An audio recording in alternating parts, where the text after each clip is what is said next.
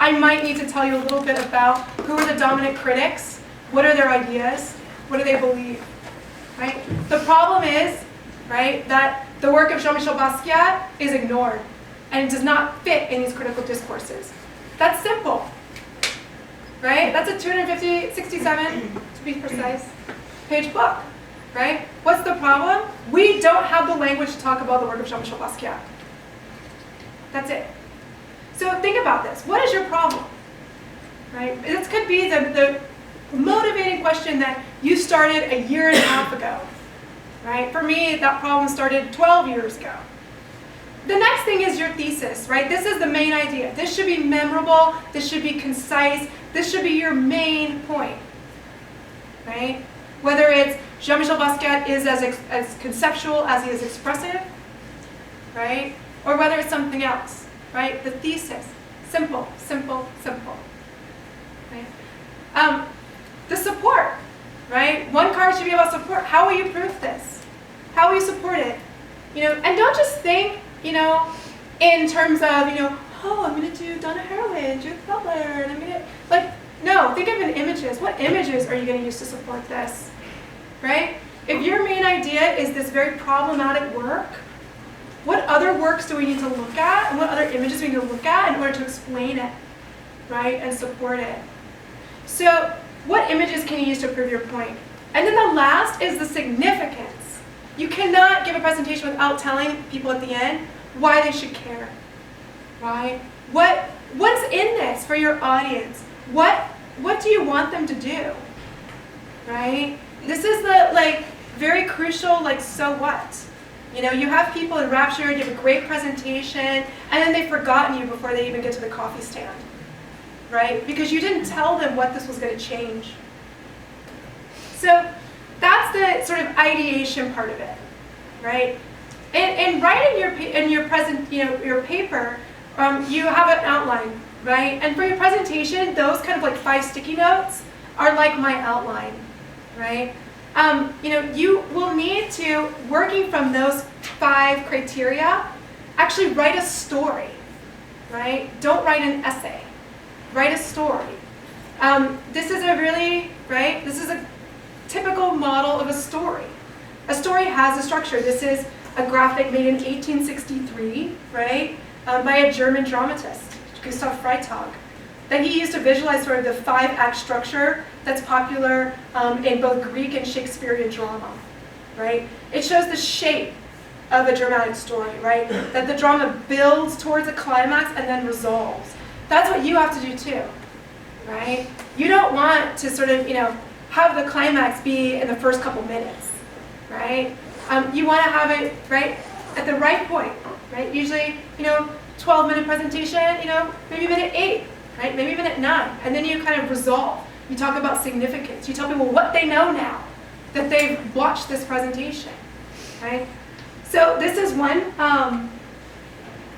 method you could use, is thinking about the 5-act structure, right? Thinking about what's your climax, what's your resolution. Storyboarding is another way of thinking about writing a story about your presentation. So I've used this in the past with classes, and it seems to work really well because it's a new approach to thinking about something that's very familiar, right? So we have some handouts that you can take with you that have a blank storyboard where you can do this, right? Like, what is the setting, right? Who's the protagonist? What's the imbalance, the problem, right? What's the balance? And then again, you know, 5 minutes, develop the action. This seems crazy, like how could I do that? But like, here's just one example from Titanic, right? Like, the action of Titanic in 15 minutes is Rose spends more time with Jack and fiancé Cal flies to enrage. Rose takes it all off for the budding artist Jack. After he's falsely accused for robbery, Rose comes to Jack's rescue, right? And then you have sort of the solution, right? The crisis, the final confrontation between Cal and Rose. The solution is Rose wins, but only as the ship goes down, right? The climax is Rose loses Jack in the ocean. And the resolution is she escaped Cal, and we see that Rose goes on to lead a happy, full, long life, right? So that's Titanic, right? That's a much longer thing than your thesis, or even my book, right? in just a few pieces. So I encourage you to be creative here when you're thinking about telling your story, right? When you're thinking about your message. This is what I find to be one of the many, many strengths of students in visual and critical studies, is you don't necessarily have to think in words for a presentation, right? This is, I hope, provides like a little bit of distance and relief from the process of writing. I love doing presentations because I get to go back to thinking in images. I don't have to try to struggle with language so much, right? So this is how I do it myself. This is the paper that I gave at CAA. This was like the image that I wanted to really talk about. This Lyle Ashton Harris on, huge, beautiful 20 by 24 Polaroid, punching himself, bloodying himself in a jockstrap with boxing gloves. Like, what? I want to know what was happening. That was my image, right?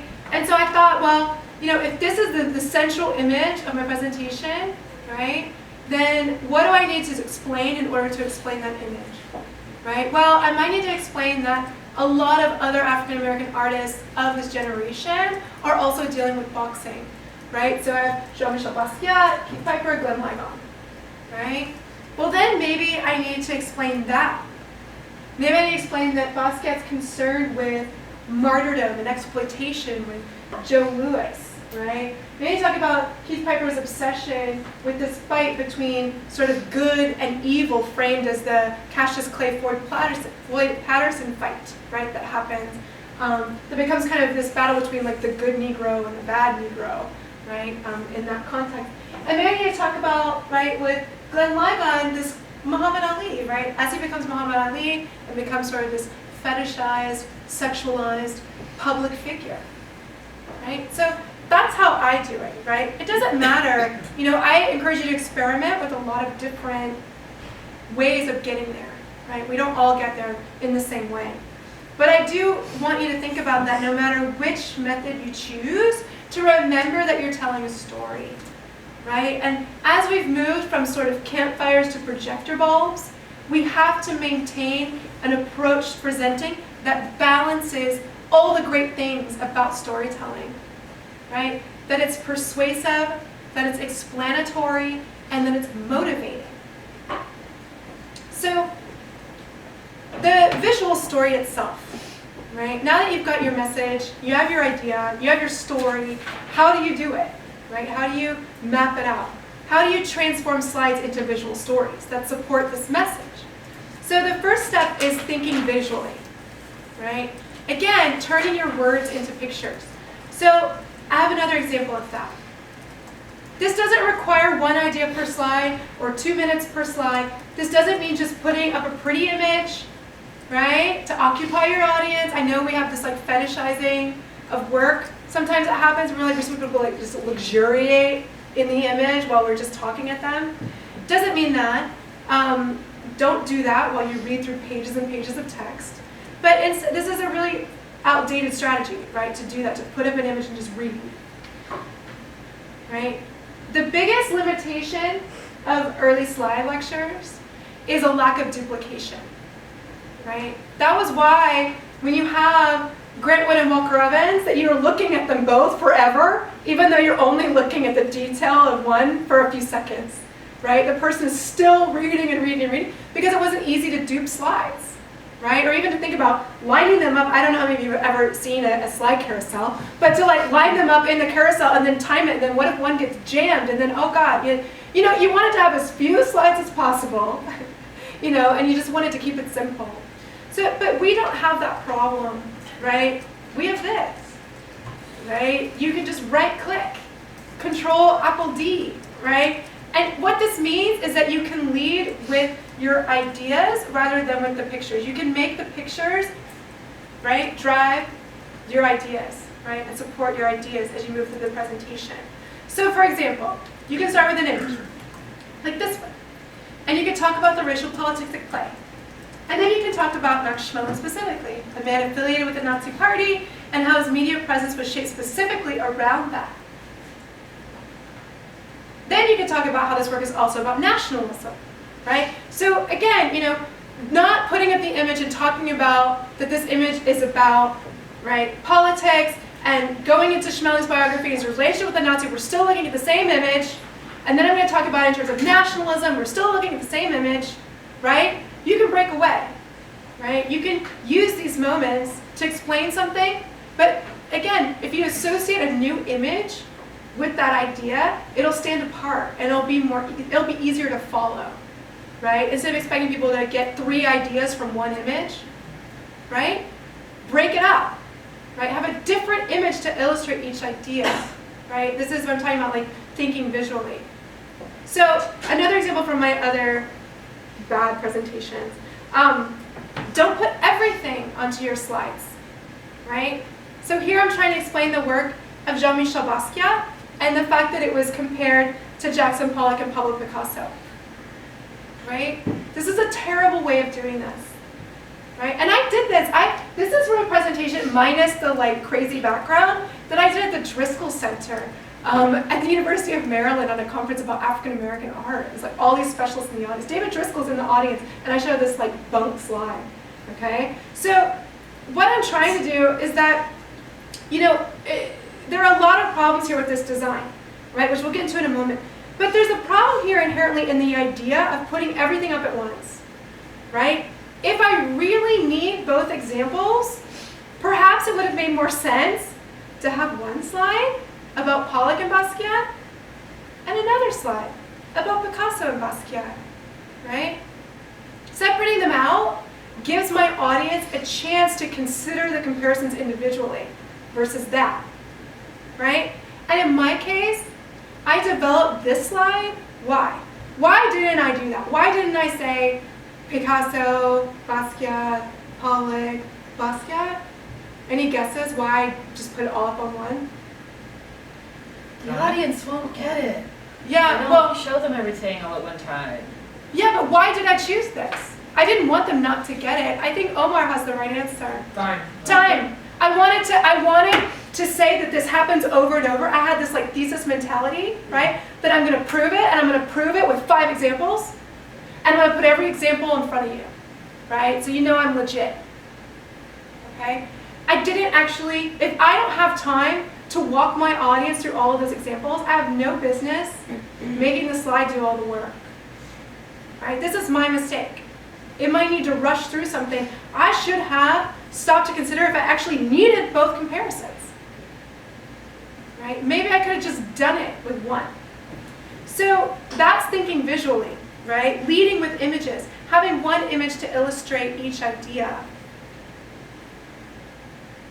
The other thing is graphic design, right? Which I am not a graphic designer, right? I'm sure you guys have way more experience in graphic design than I do. But even the best graphic designers I've seen have crap presentations. It's like somehow like you forget all the rules of good design and you start getting this like PowerPoint mentality. It's the same way as like, really people who can speak very clearly and eloquently to me about their work, suddenly I read it and it's so obtuse and heavy and like complicated. And I'm like, why can't you just, make these things meet? So thinking carefully about what visual elements you do include, their arrangement, right? So thinking about background, color, text, and images. These are the things I want to talk about. So when you open your program, right, this is where most of us begin, right? The default for Keynote or PowerPoint is like, which theme would you like, right? Come on, it's very enticing, right, to play around with stuff. And I fully admit that I have spent hours playing with PowerPoint themes and like thinking like, oh, this one's gonna be better, and I don't know. Don't get excited, all right, about what you see here, all right? Pry yourself away from the default templates, all right? These are your options, okay? White or black, maybe gray, maybe, okay? This is the range. The background should never compete with the content. You want to keep your background as simple and as clean as possible, all right? Legibility, let the work stand. An example, right? Black background, right? No crazy gradient fill, right? No cross-hatching, right? That would compete with my content. I had like a brief stint where I would like float objects off the slides, right? Like create shadow effects, right? Terrible, terrible idea, right? Don't do it. So don't, the other thing to keep in mind is that your background should also be consistent, right? Once you pick, keep with it, right? You don't have black and then suddenly gray, right? This is another, right? Terrible choice, right? This is another Turner, but because it has more pastels, if I put in a gray background, it just washes everything out, right? This goes for font too. Pick something, stick with it. Pick something, stick with it. I'm a fan of black. Now, there is sort of some power in breaking the consistency, right? If you have, slides consistent for 5 or more slides, right? Like in this example, I'm going to show you, I have like a contextual image on the left and a poster on the right, right? An image of the fight on the left, a poster on the right. And that's good to be consistent in that way. Because you're kind of training your audience to it's like a still life, right? Like why do artists paint still lifes? Because they're wanting to experiment with the form, right, and not the subject. It's like we as an audience begin to read it. We're like, okay, that's a photograph, that's a poster, that's a photograph, that's a poster. And that mental energy can be spent refocusing and realigning on what you're saying about that fight in this case. So you keep your slides consistent for 5 or so, right? There's some power to that, right? You go from this to that. And then maybe that, right? It works, right, to incorporate something slightly inconsistent with the rest of your slides, because that inconsistency will stand out and create a visual moment, right? So remember that if you break the pattern, if you have, 2 by 2, 2 by 2, 2 by 2, 1, right? That's going to be a memorable visual moment, okay? So if you're going to do that, do it at a point that is actually worthy of the visual moment, right? Do it at the climax, do it at the resolution, right? And remember that if you break all the rules all the time, then you have no opportunity for visual emphasis, right? You can't have 5 moments, right, in a presentation. You can only have a few, right? So if you choose to do this, to deviate, then do it in an appropriate way, right? Do it at the right moment. Make that choice. As I said, you can go dark, you can go light with your background. Dark backgrounds are typically associated with more formal presentations. They're used mostly for larger venues, right? Dark backgrounds. An advantage to dark background, like you saw with the Turner, is that the object can glow from the dark background and they don't influence ambient lighting, right? Light backgrounds, just by association, are more informal. They have a potential to illuminate the room. So these are mostly reserved for smaller venues, right? Conference rooms, right? If you want to take notes, right? In my classes, if it's a small class, I'll use a white background, right? So that students in the dark can take notes, right? From the reflection. So just think about that. As a professional practice, whenever I do a presentation, I make it in black, and then I make a copy. I go in and I edit the master slide, and I make the master slide white, and then I have a presentation in white and a presentation with black. Easy, right? It doesn't require you remake the presentation. You just edit that master slide, right? We can talk about that if you want after. So here you can see that I use a gray background, right? This favorite image. That's super distracting, right? This is actually much better, right? It's slightly improved, but as we know now, what's wrong with this? Too much, right? Too much on this slide. I'm using one slide to make all these different points, right? And this slide I'm making a point about how many of the canvases in the artist's practice deal with boxing, and how the artist himself reinforced his interest in boxing by dressing up like a boxer, right? Already, it's too much visually, it's too much conceptually. I encourage you not to use one slide to explain 2 points. So if I decide, okay, I'm just going to explain the number of canvases that deal with boxing, right, then I would separate those out, right, and only deal with the boxing ones, right, and remove that other image. And then I might decide, right, that I can find better quality images, right, so it's a little bit sharper, right. There's no excuse for low quality images. If you see pixels, find another image, right, and do look beyond Google image search, right, scan a book for God's sakes, right, like we have incredible scanners. The images, here, they look better, they're sharper, they're higher resolution, but I still realize I have too many, right? So maybe I just choose those two, right? Because they're the most consistent, right? 2 reds, a black, and a white. So I choose the 2 reds. This is a big improvement, right? But I still have labels that are illegible, so maybe I take those off. And then maybe, right, I crop the other image so that they're equal, right? They look like they're the same, right? You see the difference? Right? So I do that, and then I decide to make them bigger, right? And I align them. But then I realize that the left is slightly out of focus, right? That's not a high enough resolution. You can see some pixelation, right? So I decide just to go with this one, right? So just the one. This is actually the process of editing that I do as I put together a presentation. Is I put things on and I take them off the same way that you do with writing, right? I do that with the presentation software. So this is something that may be more familiar with writing, but again, you should do it with presentations too. So, going from all of these to that, right? Much better, right? I can say that he painted 24 canvases dealing with boxing. Cassius Clay is one of them. People will believe me, right? I've got the microphone, right? Like people aren't just gonna say like, no, I don't believe you. It was 23. No one's gonna jump up. I don't need to put every example on the screen. Okay?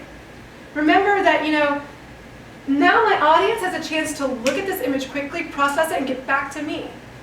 Right? They're either gonna look at your slide or look at you, right? Look at the slide, try to read it, or listen to you. They're not going to do both, right? So especially with the work of someone like Jean-Michel Basquiat, one thing I always have to deal with is that the work is extremely dense, right? Like especially these big, I don't know if you've seen Basquiat's canvases, but they're huge, and he has like all this tiny little writing and photocopies. And over time I realized that, it is great, but people are just like, doing that business. Well, I'm trying to make a point here, in like 5 minutes or less. So what I end up doing is I actually end up doing extreme details of works in my presentations on Jean-Michel. I can't show, in many cases, a whole work. And if I do, I have to flash by it because people are just, looking at the work and they're not listening to me anymore. So I encourage you to simplify, simplify, simplify, right? So that people can get back to listening. Right? Same goes for this image, right?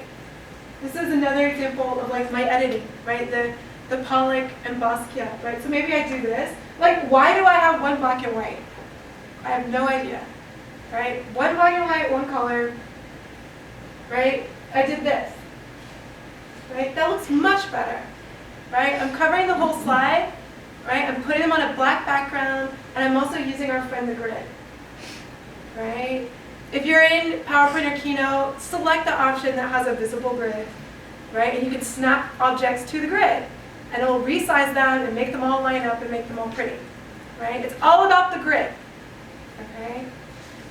So this, with the grid, right, this looks much better than even that, right? And I think that, as a historian, I have this temptation to personally, scale. I want people to know that these works are not the same size. So I'm like, oh, well, I'll just make one smaller. But that has its own problems, right? Because I'm talking about Basquiat here, I'm not talking about Pollock. If I were to choose, I would probably make the Pollock smaller and not the Basquiat. So I end up personally choosing just to make them equal. And then I might use a caption that has the dimensions in the bottom, right? So that person who in the audience, maybe there's one or two sticklers. Usually people don't care, but I'm the stickler, so I do it. I put the dimensions, right, in the label, so people know that one is this big and one is that big, right? So you can, again, you don't have to compromise your design in order to communicate clearly, right? You can experiment with your own layouts, right? This is like one version of that earlier slide I showed you, right? I have a problem here because like 2 are horizontal and 1's vertical. So then I thought, well, maybe I'll do that, you know, like maybe put it in the center. But then I ended up doing that, right? Much stronger, right? So this is, again, just another example of using a grid for visual impact. Okay, so, still with me? All right. We're almost done. But I want to talk just briefly, like in the briefest moments, about text. All right? Remember that presentations are a glance media.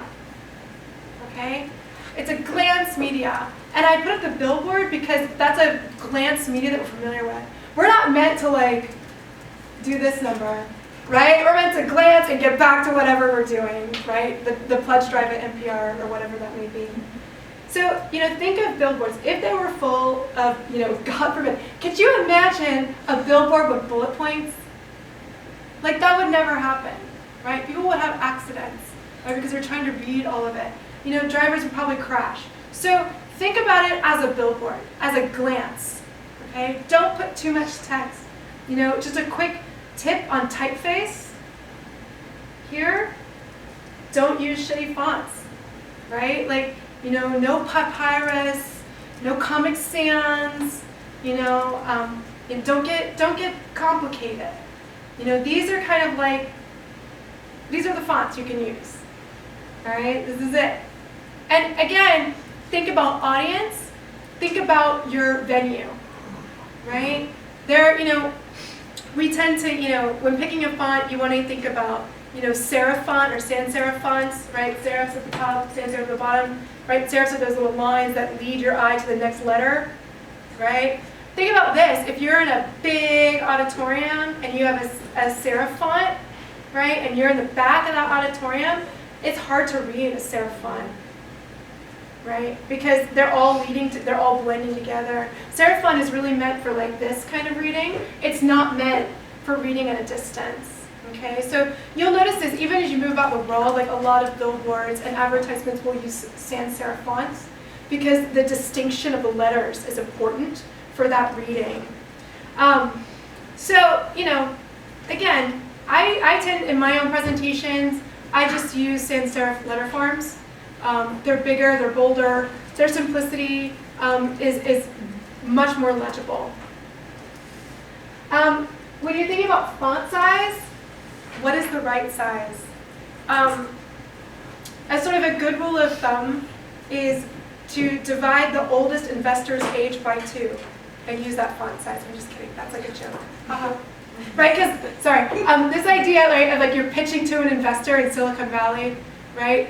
The running joke is you take the age of the oldest investor in the room and you divide it by 2. And that's the size font you use, right? So if there's 72, right, you know, you're looking at a pretty big font. So I don't really have a, you know, an opinion on font size. I just want it to be legible from the back of the room. I tend to personally use a 22 to 24 point font for captions. I realize that people are going to say like, oh, it competes with the image, and we can talk about that. But you know, again, you want to make things as easy as possible. You don't want people like hung up on stupid stuff, right? Like your image is crooked, or you made a typo, or like I just don't want people to get hung up on silly things. I want them to be able to focus on my ideas. So, you know, like if it means making a bigger caption than I would typically make, then fine. You know? That means in the question and answer, I'm not answering questions about what's that made out of? Right? And I'm asking questions like, but what is the significance of this argument? You know, like I want to answer questions about like, but is that oil or is that acrylic? Like I don't, you know, read the caption and then let's talk about something serious. I only have like 15 minutes. So I don't want to spend it on those kinds of things. So again, as an experiment, you know, you want to stand all the way in the back of the room, click through your slides, right? Again, it's important as you're making your presentation to use a master slide, right? A master slide. So that when you are making these edits, like changing all the backgrounds to white, you just click master slide, change the background to white, all your slides change to white, right? If you need a bigger font and it's 2 minutes before the presentation, or you need to move it up, right? Because people in the front row, their head is obscuring the bottom line of your slide, you can go into your master slide and move your text up, and it moves it for all of them, right? So you're not at the last minute going in and making all of these changes. Right? So master slides are your friends. It's a good rule to limit yourself to no more than 2 fonts per presentation. 1 for headlines, 1 for subheadings. You can use like bolding and color, italics, like this to create emphasis. But again, remember to restrain yourself. Right? Practice restraint. Don't use too many words. Again, there's no hard and fast rule here. Well, if you're looking at me, it's 6 words. But I know some of you will push the limits. But seriously consider that despite how compelling you may think you are and how vivacious you are as a performer, they're still going to read your slide and not look at you. They're still going to read. The compulsion is too strong. Like, they're just going to read it. They're just going to do it. I'm sorry. So here, I use text to my advantage just as a caption. I put it all out there. I put the collection, I put the medium, because again, these are not questions I want to answer, right, in my 5-minute Q&A. So, I don't put it even like too far down on the slide, right? It could be even right at the bottom of the screen, but I don't do that. I put it a little bit up so that even people in the back could see it. If you find that your caption's too distracting, and you're going to be on this for a long time, you might just even duplicate your slide, make one with text and one without, right? So when you first introduce the work, you say, Cassius Clay, painted in 1983, is one of several boxing works, done by the artist over a period of 4 years, as we can see in this specific work, and then you get into the analysis, just to take it away. I say to dupe it and take the text off of one versus doing animations, because again, just keep it simple. Like, you don't want the added stress of like timing out all your animations and like hitting the right button at the right moment. Like, I just dupe it and take one away. One other note on text. I know that many of you rely heavily on the work and words of other scholars in your presentations, right? In your thesis, in your essays. I do the same. Obviously, that's kind of like the nature of the game. The temptation, I think, early on as young or novice presenters is to prove your knowledge of a topic or perhaps your position in a current debate by excessively quoting others, right? Like, just think of it this way. Like, if I've been invited to speak at the Driscoll Center, like me and like 15 other people in African American art history, the people who selected me already believe that I know my topic, right? Like, I have the benefit of that. They know, they have my bio. They see that I wrote a book on Basquiat, I have a doctorate in art history. Like, I don't need to excessively kind of show my chops in the same way, right? If you're doing a general audience, no way do they care whatsoever that, Mel Chen changed your life. Like, they just, it's hard for them to like grasp onto that, right? So think about saying it, but not doing it like this, right? Say it, but explain it. Don't rely on stuff like this. This is from one of my presentations. I didn't do this, but people often include a big old block of text, right? And we know our audience will be able to follow every word, and I do this because I'm like, well, then they can read for themselves. They can follow along. I'm going to have a big quote, I'm just going to put it on the screen, they can follow along. Are any of you following along? No, right? I even thought like, okay, I would just read it. I would put it up and I'd read it word for word. right? Everything that the so-called Negro do in America seems to be the best, the greatest.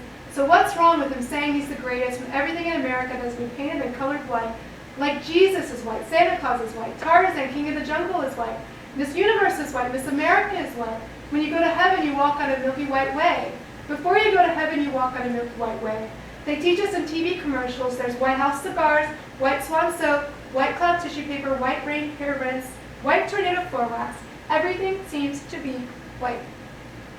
How many of you were actually following the same speed as I was speaking? Yeah, not very many, right?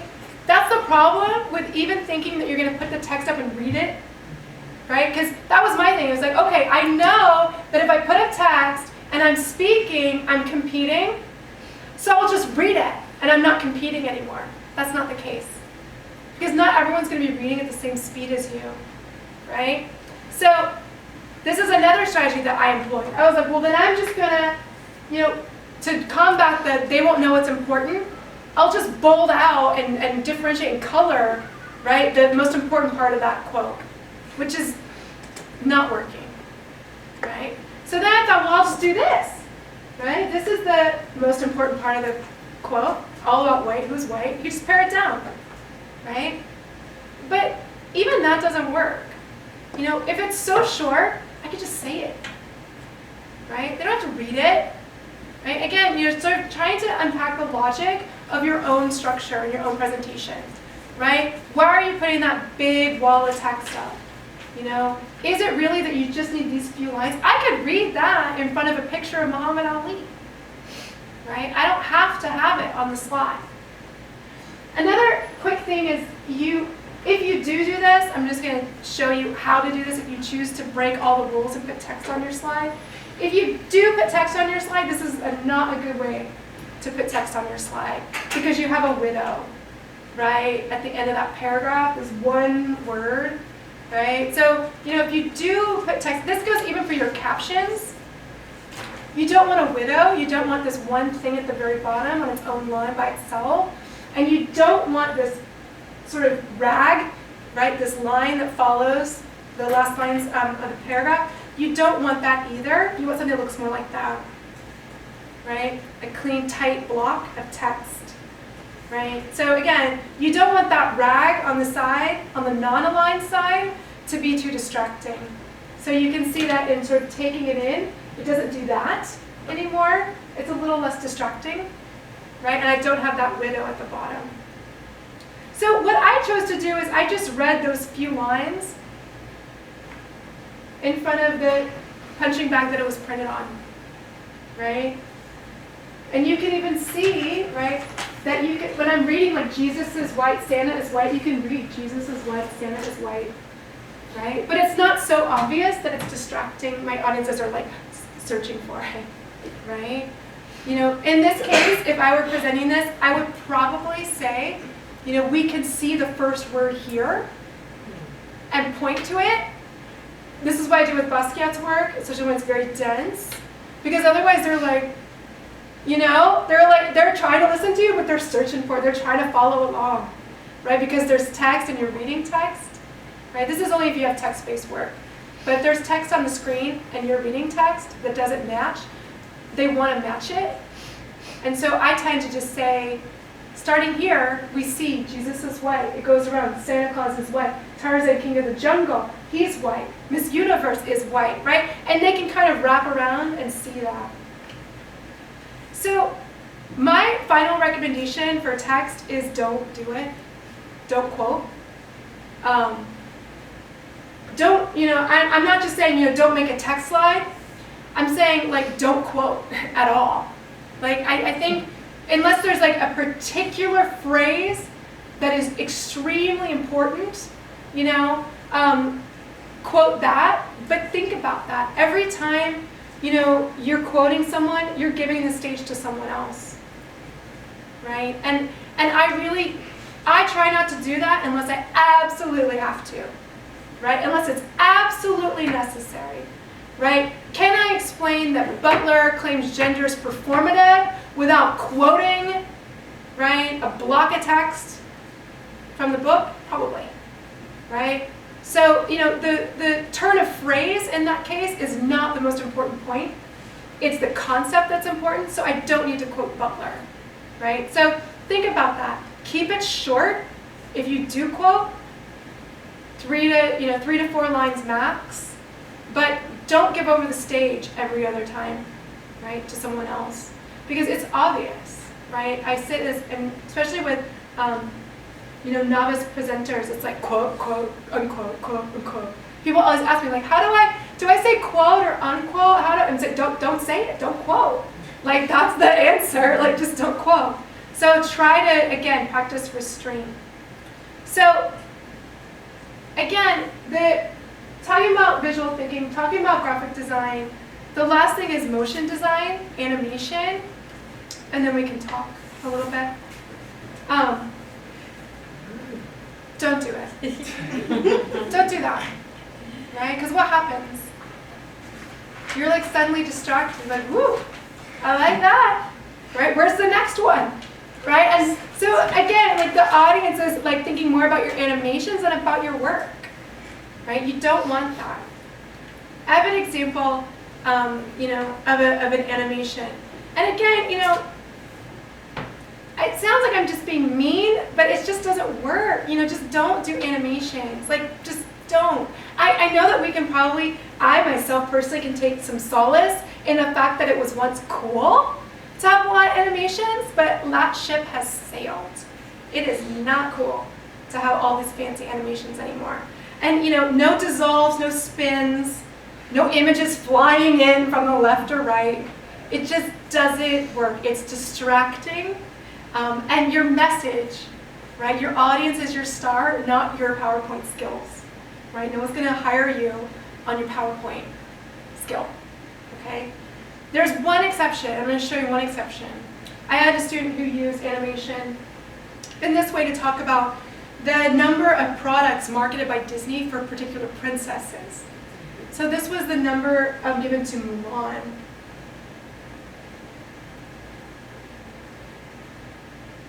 And that was Tiana, right? So what I want you to notice is that that was for an effect to get across the sheer number of products that are marketed for Tiana versus Mulan. But notice that the icon is simple, right? It doesn't stress the eye, right? And if you do something like this, don't do it, for every princess. Like we don't need like 8 of these, right? 2 slides max if you're going to do an animation. Then it just becomes a gimmick. Right? We're looking for the next cool, slick animation. The last point is delivery. And this is just, I said it wasn't going to be a PowerPoint like tutorial, but these are like my quick tips of like the most common pitfalls of using PowerPoint and delivering PowerPoints. Media, make sure that you integrate it all. Don't toggle between programs. It's just not good. No one wants to see you minimize your presentation, then pull up another window, and then load it, and then no one wants to see that, And there's too much that can go wrong. What if you don't have internet? What if the internet goes out? What if, that link is broken? What if, like, your pictures from your nudist vacation are on your desktop and we get a glimpse, Like, there's just, that's happened in presentation. Not for me, but I've seen it. I've seen it happen, like some messed up desktops, right? You're like, whoa, like I didn't need to know that about you, right? So, keep it all embedded. If you want to use video, embed it in the presentation. You can do it a couple ways. You can do an add-on through Firefox, Mozilla, that you can use for streaming sites like YouTube, right? You can use a web tool like this, the download helper. For Firefox, you can go to this website, keepvid.com. You can enter the URL where the video is, whether it's Vimeo or YouTube, and it'll automatically pull it, even if it's not really supposed to be pulled. These are not, I will make no claims as to the copyright regarding such images and videos are obtained in this way, but this is how some people obtain videos, okay? And find ways to embed them, right?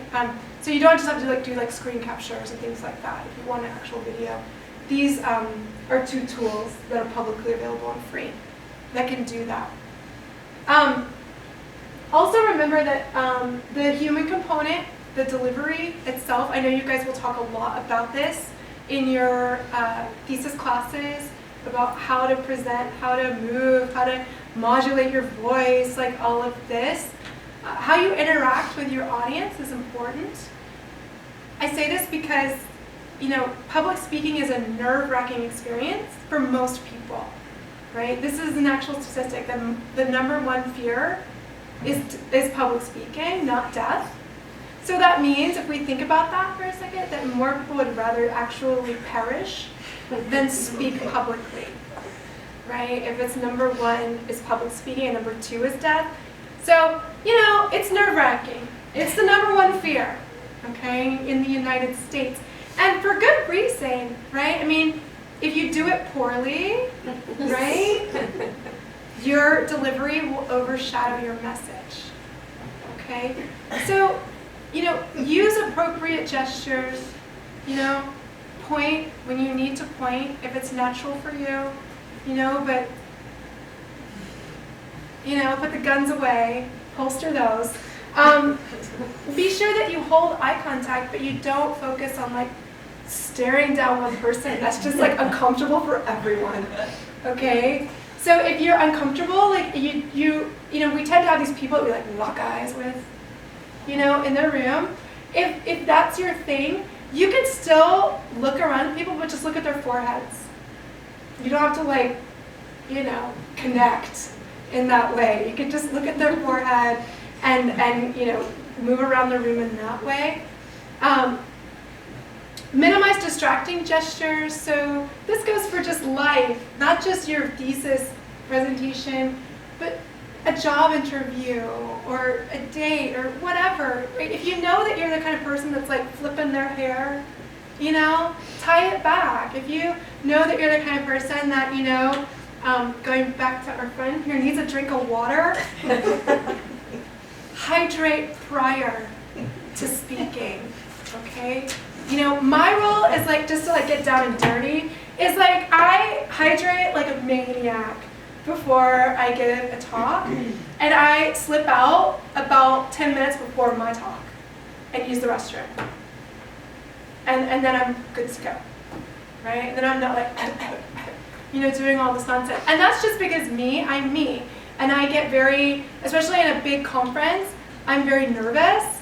And it's excruciating to me to take the bottle of water and unscrew the cap and then, and I will probably be the person starts choking, and then I'm so I just take that out of the equation. I don't even try to drink while I'm speaking in a formal presentation situation.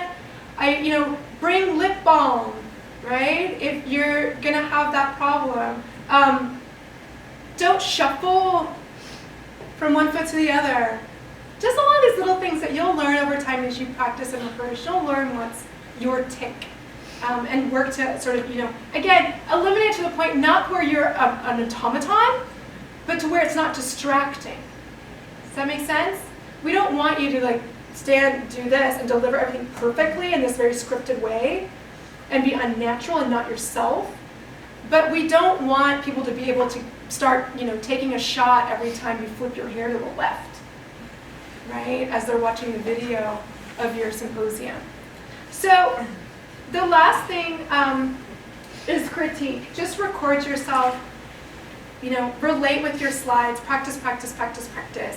And if you keep these 3 things in mind, your message, your visual story, and your delivery, you'll hopefully be on your way to creating a presentation that is actually full, not only just of good ideas, but is really effective at communicating those ideas to your specific audience. Okay? That's it.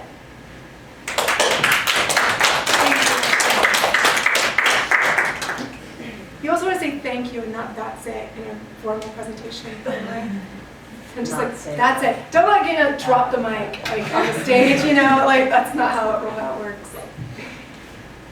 So yeah, so any questions? We have half an hour, and I'm here to answer any and all questions, hopefully, that you might have about presentations per se.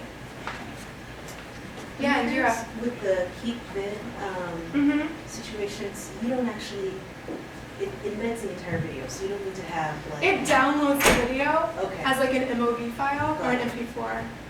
And so do you have, sometimes I get, because I work a lot in video, Yeah. I'll have a lot of like 15, 30-second clips to show work, but Yes. sometimes PowerPoint seems to really even struggle with that. Just With in a terms of- 15-second clip?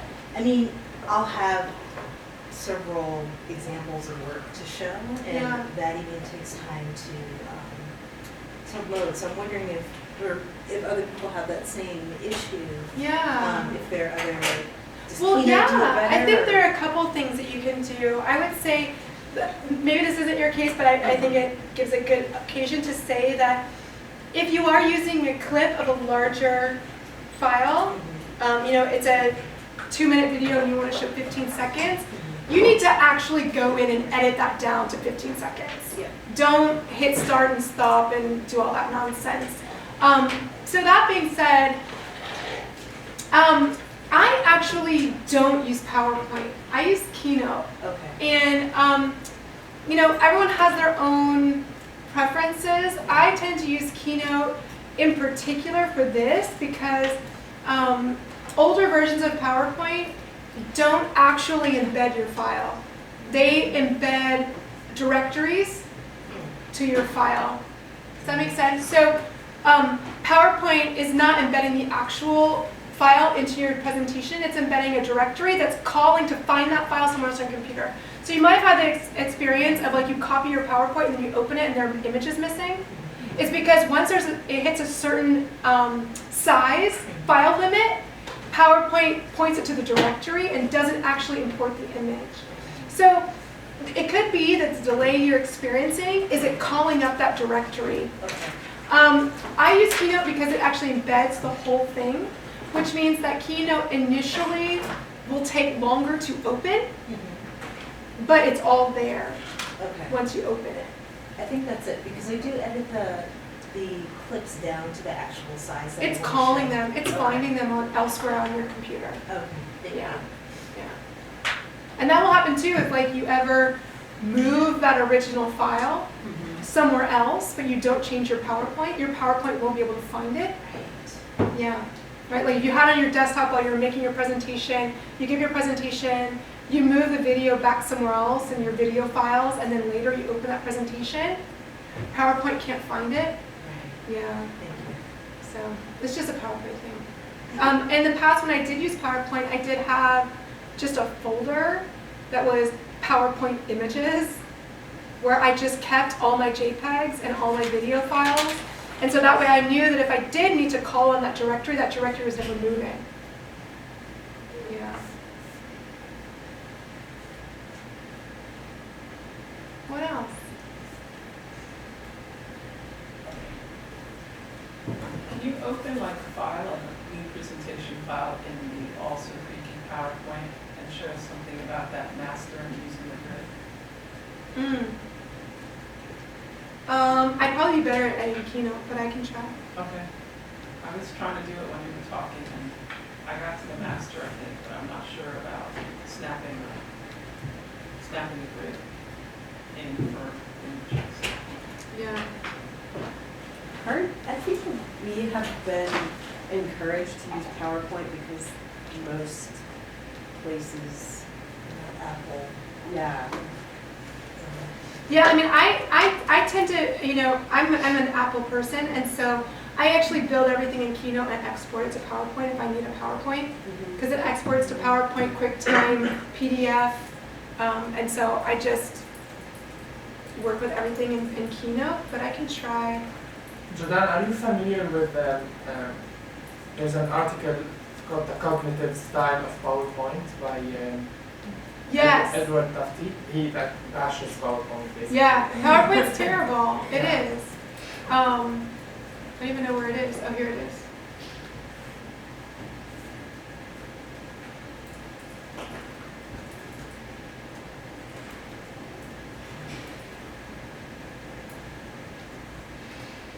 So let's look here.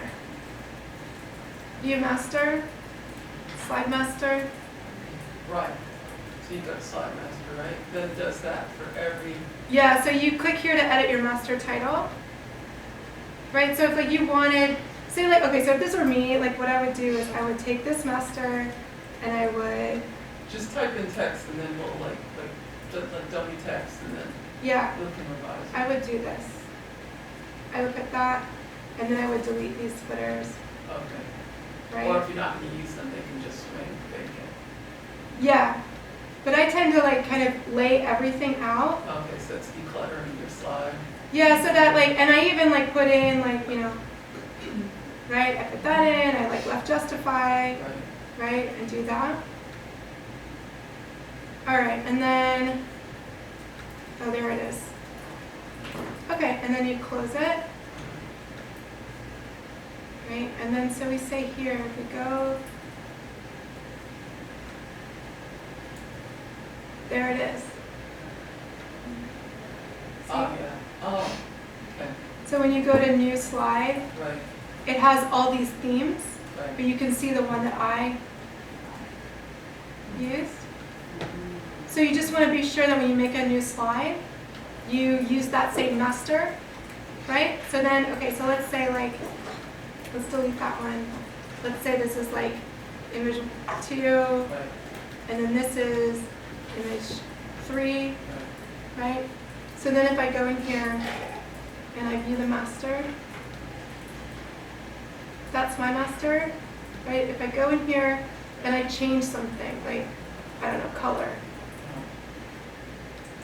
Oh, that won't work. How do you change the back? Oh, here we go. Say I want to add like a slide number to all of them or something. I don't know, something little. Then if I go back, they should all have like a little, well, I didn't fill it out, hold on. But that's essentially what you do. And that's letting you use the same, so if you're, okay, so you're not using their formatted slide layout, you're, I change their slide layout and save it as a view master. As a view So you master. can do this too. You can go, it looks like you can go here to slide master and you can make a new master, right, right? and then you choose, so you're trying to insert images using those smaller boxes down there, and, Yeah, so, you know, okay, so what you can do is this one, like the one that I was editing before, right, you should be able to like insert a placeholder. awesome. In Keynote, I just insert a placeholder there, like in this area. Yeah. And so then I can just drop images in and just drop them in. Okay. Yeah, you just don't want to, you don't want to, what I was saying is like you don't want to get here and start doing this and then editing these one by one. Yeah. Yeah. Yeah? You want to use the same master, so then when you do make a change, right, like I can show you in Keynote probably easier. Right, like you make a change here, you edit the master, right, like I could change all the backgrounds at once. Sure. Yeah. So that's why I was saying do that. If you don't want to, I don't know if this works in PowerPoint, but sometimes if I don't want to keep doing this, select, like I'll just select it once, the master, and then just dupe them. Make 15 of them, just like Apple D. And then you're still all in the same master. Yeah. It helps, like, I mean, I use the masters a lot, and even like, if I'm doing a presentation of all Jean-Michel Basquiat, I'll make sure that the bottom caption, Jean-Michel Basquiat is the comma, and I don't have to keep typing it over and over. Yeah. What else? Yeah. Do you have a rule for like how long maximum you would at any time be on one slide? So you mentioned try to make that short. Yeah, Is I there don't any have a rule for the maximum amount. I would say for 1 point. For 1 point. And you know, like, yeah, I would just say for 1 point. I don't know, like I can show you what I mean maybe. Like I'll show you, okay, like I was just in this class. right? And so you can see that like, here we were talking about like reviewing what we did last week, and then we talked about what do these have in common, and then I talked about, okay, today we're gonna talk about challenging the academy, right? What's the French Academy? This is the French Academy, right? What are the styles of the academy? Here are the styles of the academy. You know, like I could have stayed on one slide and just talked about Delacroix and Ink, but I put in another slide. And then I could have said like, you know, this is also a moment of Marxism, and you know, we have the Communist Manifesto, but instead I put in a picture of Marx to talk about Marxism. So I really do believe like it should just be like 1 point per slide. So I typically end up not staying on one slide very long, unless it's like a close visual analysis. Then I stay on it for an extended period, but for the most part, I move on to another slide. I don't know if that helps. That's like, 10 seconds, 20 seconds. It depends on if this point is long or short. You know, like if I'm like, Details too, you know? I tend to like, even if say I was going to show one work and I was going to talk about different parts of that work, I would show one work, detail 1, detail 2, detail 3, detail 4 to make points 1 through 4, and then back to a good work versus staying on that one the whole time. Because I do believe, and others back me up, so I'm not like totally making this up, that when we see an image, we tend to associate it. So we tend to build those associations through the images that we see.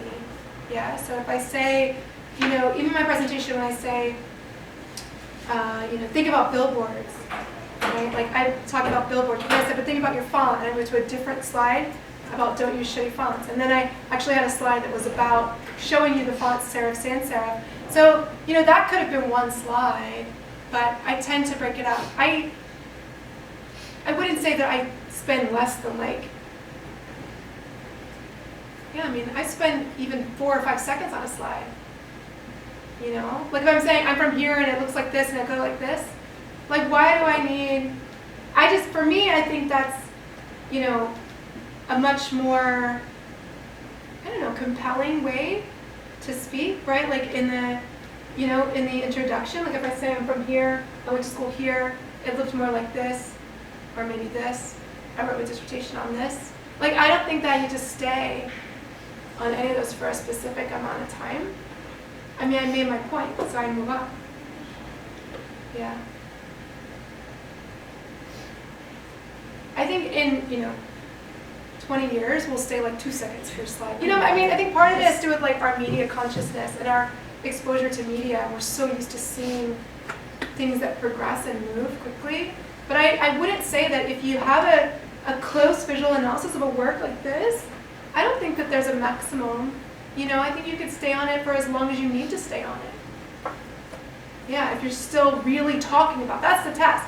Are you still really talking about it, or are you talking about where he was born? Then maybe I put a picture of Brooklyn, right? And then come back to that. So I tend to think about separating by as much as possible, by point.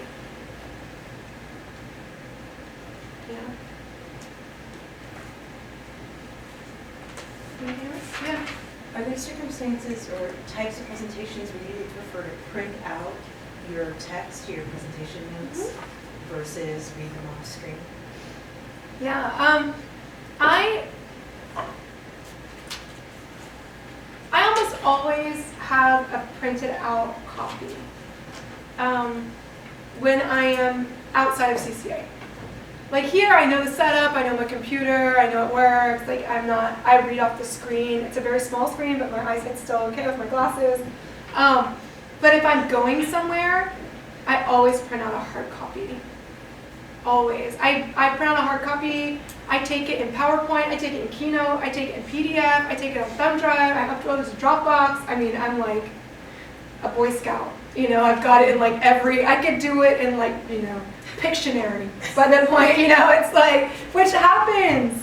I was at a presentation where it was supposed to be a lecture on Matisse, and it was cited out of doors. And so there was just the glare from that particular day. You couldn't see anything on the screen.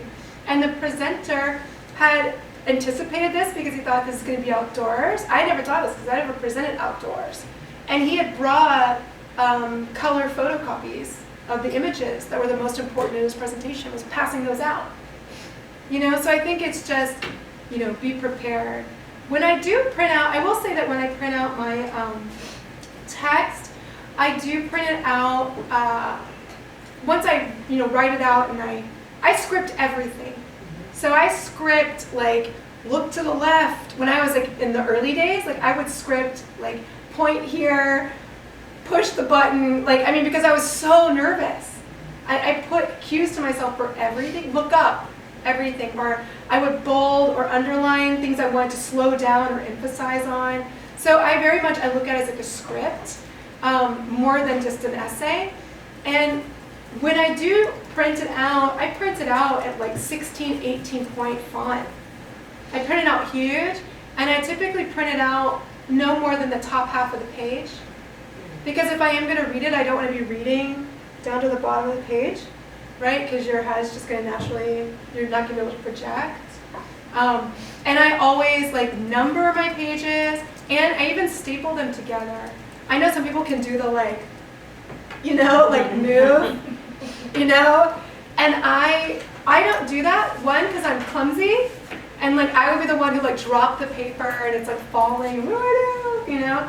But also because I find that myself, I tend to focus on the stack, and like, is the stack getting smaller? Like, how many papers are left in that stack? I use the stack as like a way to gauge how long the talk is.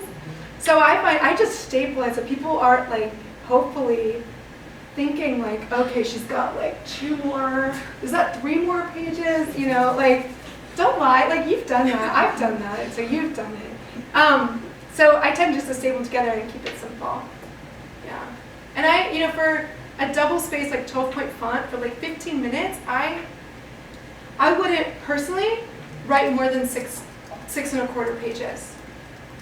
I tend to like estimate like 2.5 minutes per page. And no one, the many conferences I've been to, no one has ever admonished me for being under time by 1 or 1.5 minutes. People actually like you more for not going on and on and on.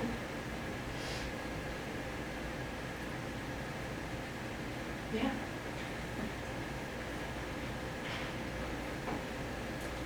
Anything else?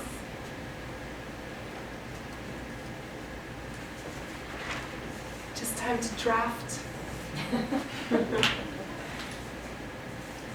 Yeah, I mean, what is the, I mean, for you guys with the presentation, what is the biggest, you know, as you perceive it today, what is your biggest obstacle to, you know, standing up on the stage and like presenting your work?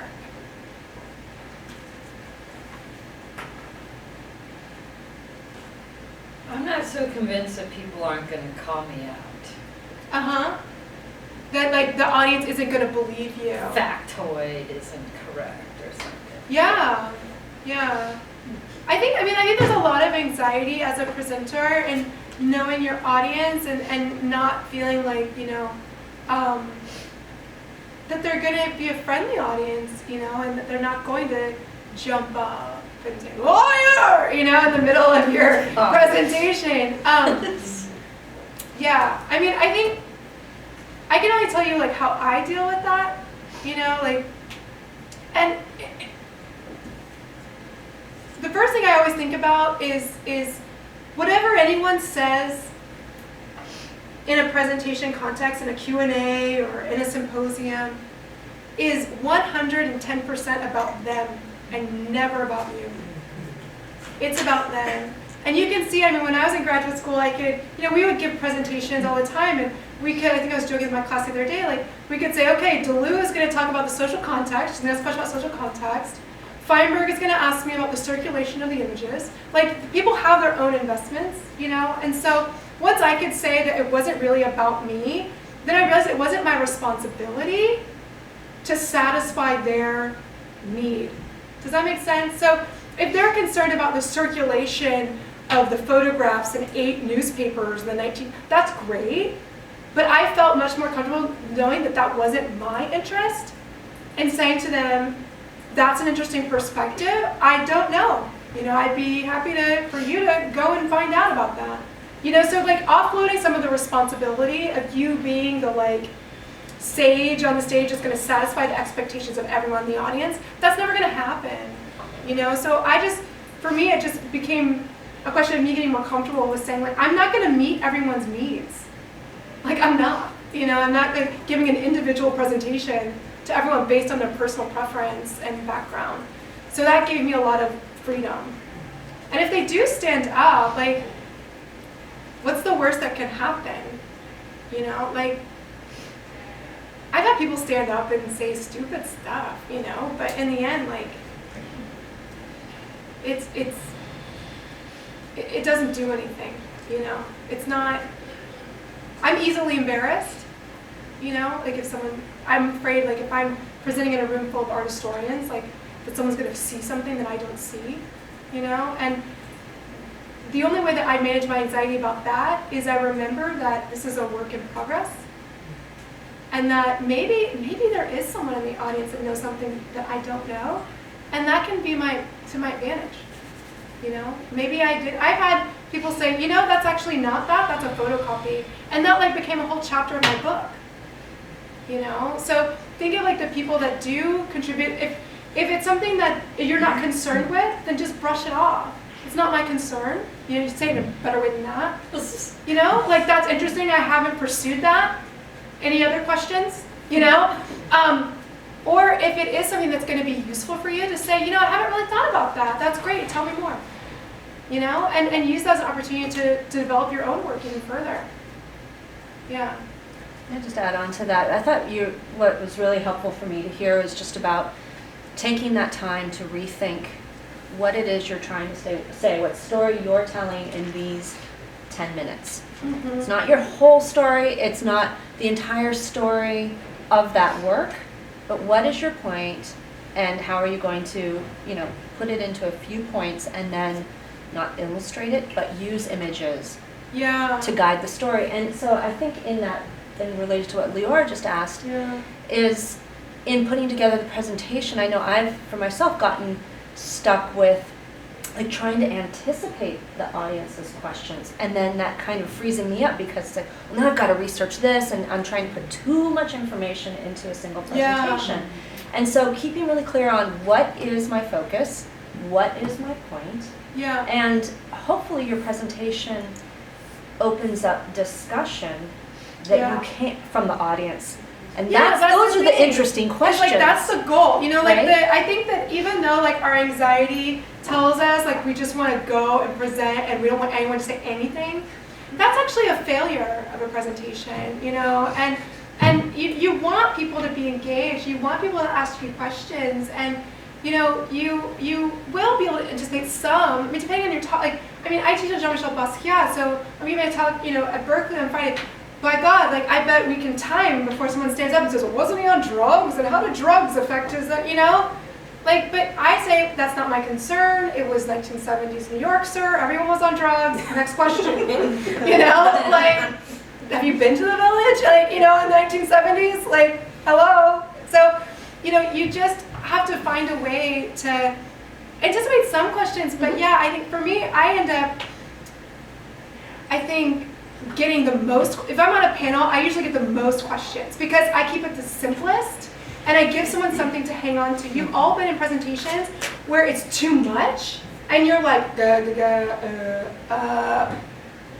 don't even know where to start, So I think that can be a detriment to starting that conversation. And I personally, I always put a few slides at the back of my presentation, and if someone brings up jazz, I can boom, I can say, well, actually, my third chapter, is about this. I put up the image and I talk about that. So, I try to find ways to maybe anticipate or, it's always hard to cut stuff, right? In editing your writing and in editing your presentations. In my writing, I put it in a separate folder of the rejects, thinking I'll come back to it later. That's easier, right, than deleting it. I do the same with my presentations. I have extras, right? And I put them in the back after my final slide. And if it comes up during Q&A, then I can just like cue them up and say, well, actually, that is interesting that you mentioned that. So, yeah. But yeah, questions are the goal. Questions are the goal.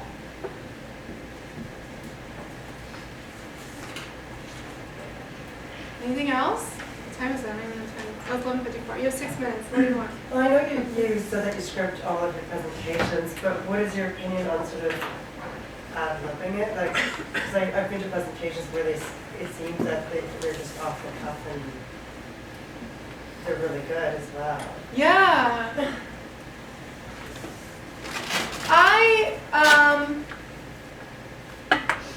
I think it depends on you, you know, and I script everything because I don't like to leave anything to chance. You know, if an ex-boyfriend walks in the room or something, I mean, who knows? My ex-boyfriend's not her story, but, you know, I don't want to be unsettled, you know, and so I tend to, if I do go off, I still have that sentence. I actually script like sentence by sentence. I know some people who do like bullet points, and that's fine too, but I over-prepare, you know, and I've been in situations where I thought it was like a little rinky-dink presentation, and suddenly it's an auditorium of 200 people, and I am happy that I can read, right? Because I'm like, oh no, this is not a good day, right? I can't do that. So I think it just depends on personal style too. You know, some people are really good off the cuff. You know, some people think they're really good off the cuff and are not. You know, you'll find that out, right, as you move through this process. Yeah, because I've had the experience where I blanked out and I couldn't read.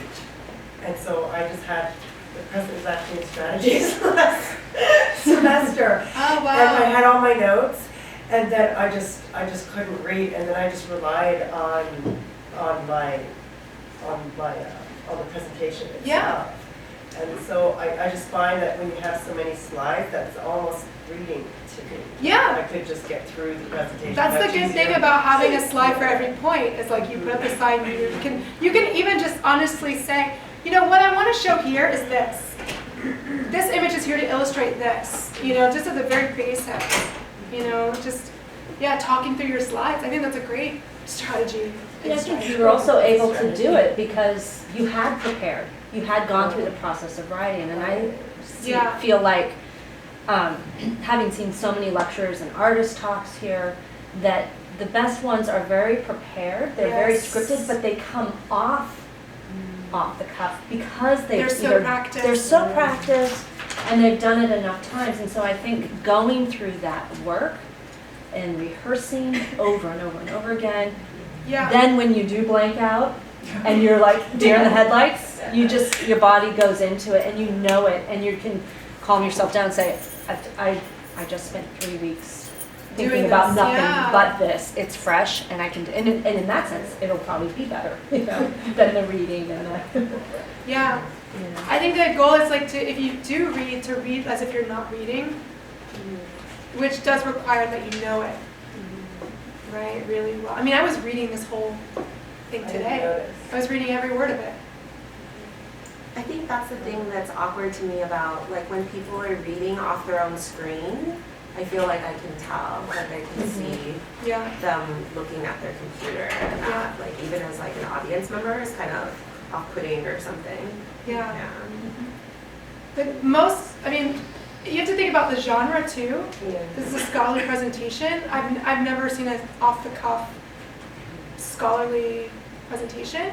You do tend to read, and you do tend to, you know, have formal, crafted sentences, and I mean, so it depends on context, right? Like if I were just teaching a class, I probably wouldn't look at my screen as much. I just stand next to the thing. But because it's the genre, right, of scholarly presentation, there is the sort of convention. Anne's here, so I'm like using all her language. There is the rhetorical convention of of reading, you know. It just seems like the stack is different to me than seeing the screen. I don't know why. But yeah. Well, then maybe you're the person that will, you know, do the stack. Yeah. I think I've tried the stack too, but I like your idea about doing just the top. Because I think like my thing is too, if I'm presenting, then I just don't want to look on the bottom, so then I just like. Yeah, but the other thing that I will say, and this is something I didn't realize until I was about 10 years into this career, is that if you do find a way to marry text to the presenter notes of your slides, when you later talk about that work, all those notes come with that slide, and you're not remaking every presentation over and over again. That's a big advantage. You know, as you're lecturing on, you know, Romer Bearden for the 15th time, you're not redoing it. You're just moving those particular works and you're making a slide list, and you're just, I think there is an advantage to even if you do print it out, to having some text in the actual slide presenter notes of the presentation, so that later if you go to a grad conference or you go somewhere else, like you've got it. It's there, it's in the slide. I have many files over many years of like presentation 1 doc, presentation 1 PowerPoint, and after 10 years, like that gets unwieldy. Do you have any things for us? Yeah, so there are some handouts there, and Kate will put them on the